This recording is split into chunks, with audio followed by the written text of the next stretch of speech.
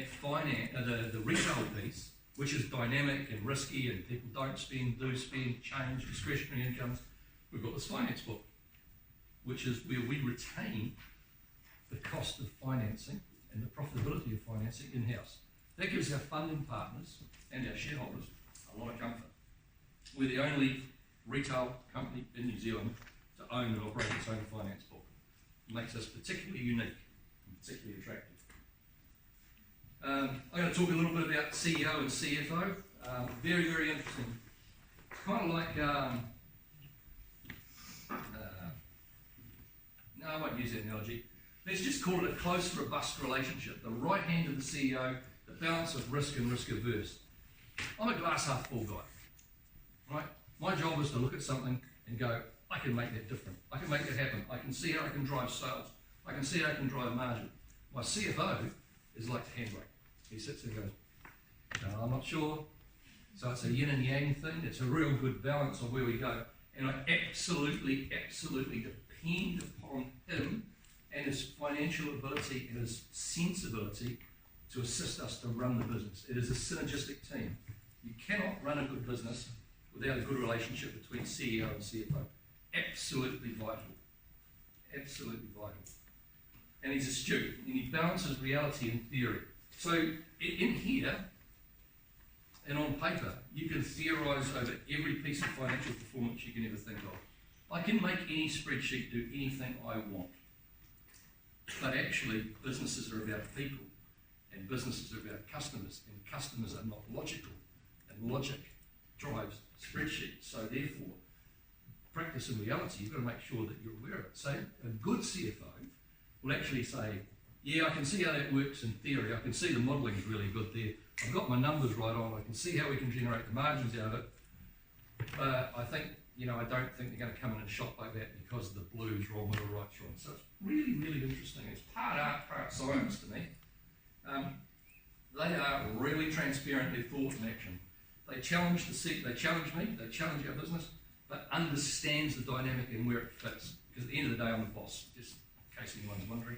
He does report to me, but at the same time, it's a very, very close relationship. And he understands, or they understand it interplay. They understand the crucial role they play. So that when we go and present to the banks, when we go and present to the shareholders, when we go and present at the AGM, it's the board of directors, then it's the CEO and the CFO. And people watch that relationship. And they watch to see how credible it is. So it really, really matters. He understands, or they understand the executive team and the importance of aligning skill sets. And they can see the perspective of it. So my challenge to you as finance people, and why I like to talk to this class, and I love talking to this class, is that don't look through just the means of finance. Walk around the corner and try and understand how the operations guys see it, how the marketing guys see it, how the merchandise guys see it. Because if you just look at it through a financial lens, it's black and white. I buy that for $1, I sell it for $2, I've made $1, it's a good thing. I buy it for $1, I sell it for $2, I can't sell it for $2, I sell it for 80 cents or $1.80, I've made 80 cents, it's a bad thing. It's not necessarily that way. It doesn't sell fast enough, it doesn't sell long enough.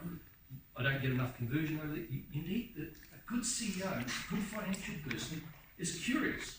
Never stop being curious. They look behind the numbers to see what's driving them. Everything's a number.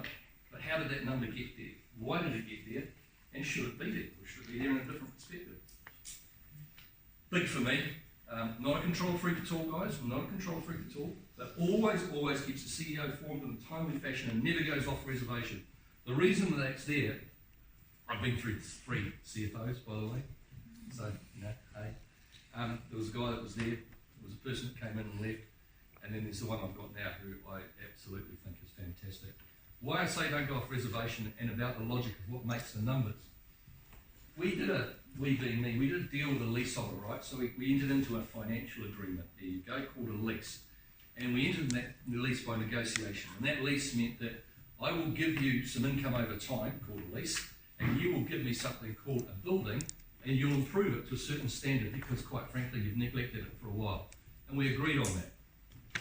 And that was a sum of money, right?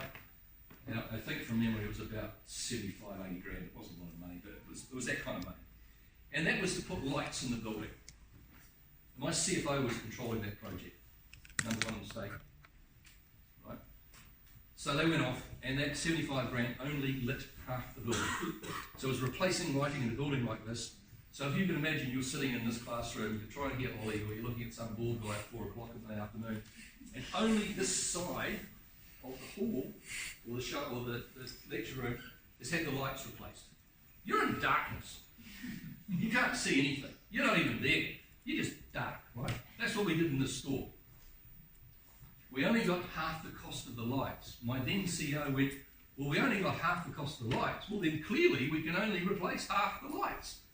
So we had a retail environment, right, which is what our customers come into, where the first half of the shop was dark, and then the rest of it was light. I kid you not, I couldn't believe it. I can't tell you how I expressed that, but it wasn't for public consumption. And then my point of this, is the CFO just gone off a reservation and gone and made a logical decision based on a financial assessment. We only have enough from the landlord for half the lights, so therefore we'll only replace half the lights. And you say to them, oh, that's really good, I can understand that. We've got the other half of the money over there, why don't you take it from there? Well, that's not for lighting. Yeah, but it's for capital improvement. Yeah, but it's not for lighting. And this is the literal nature of being a financial person. It's no disrespect to anyone in finance, because it's just sometimes how it thinks. And you go, where do we make our money from? From the customers. How do the customers make the money for us? They come into our shops and they buy stuff. Okay, really good. How can they buy stuff if they can't see it because half the shop's in darkness? Well, I don't know. And you go, okay, so do you think that was a good call? Yes, we only had half the money for the lights on it, right? You're fine. So, it's a true story. True story. You laugh now, but true story. And I like to tell it this because when you reflect back on it, and they genuinely thought they were doing the right thing, and in a kind of weird way they were. But because they didn't come around and say, where did the number come from? How does our money come into the business? What is the cost benefit of doing this? Is this a logical decision? Should I perhaps talk to the CEO or my executive team about a decision I've arrived at? Didn't get a good result. So that's why I put that there. And this is where it knows how the numbers are made. No desk jockeys. I have a team of now 6 senior executive team that work for me. And they have different disciplines. Obviously finance, CFO, I've talked about the information technology, marketing, logistics, buying, national operations. None of them is allowed to sit behind a desk for their entire life. You have to be out in the business. Numbers tell the story. Everything comes to being a number. But you've got to be curious and find out how those numbers actually get to be numbers. What's making them? What do the people out in the stores say? Well, how do you see it? You've got to be out there. So, we have a program where everyone is out in the business. And that's the CFO, in this case, his right-hand financial advisor, the financial controller, get out in the business, see how our business is made, see what's driving, see how those numbers got on the page. If you don't understand how they got on the page, you'll never understand how to change them. And you'll make decisions that probably won't be right. Maybe you'll only replace half the lights, I don't know. And that's pretty much my little 20 minutes of talking about what I see. The next bit is where you get to talk to me and ask me anything you want, or to